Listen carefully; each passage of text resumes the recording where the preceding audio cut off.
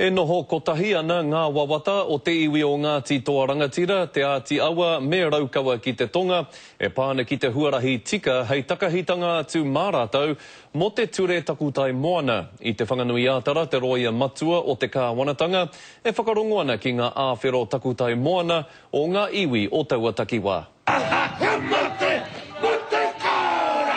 E harana mātou I tuku te mana takutai moana ki te karaunga. Nā mātou te hui nei, e pānui taua whakaaro.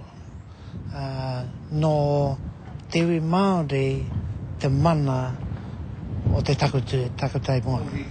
Te kaumātahi ngā hui a iwi pēnei I whakarite e te karauna, hei wā noho kanohi ki te kanohi mā te minita me te iwi. Hei whakatakato mā rātou I wā rātou ake wawata, hei whakauru atu ki roto o te ture takutai moana.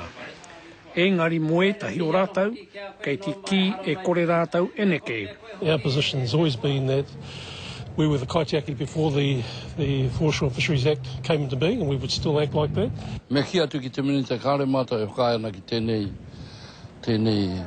tēnei mahi. Potonohi o te wā, te rapu whakaaro I roto I te ao Māori, me te hia ki autua tātou, te iwi Māori, tana tonga. I hangai e te kāwanatanga reipa, te ture takutai moana I te tau 2004. Te whakautu a te ao Māori, ko te hi koe whakahe ki te whare pāremata.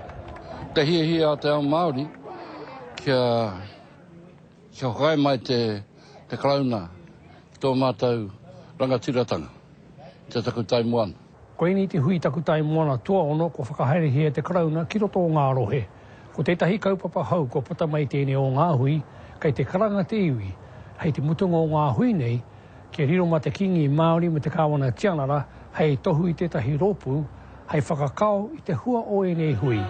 Ka nuku te hui ki Otaki, Apopo, Joe Glenn, Te Karere.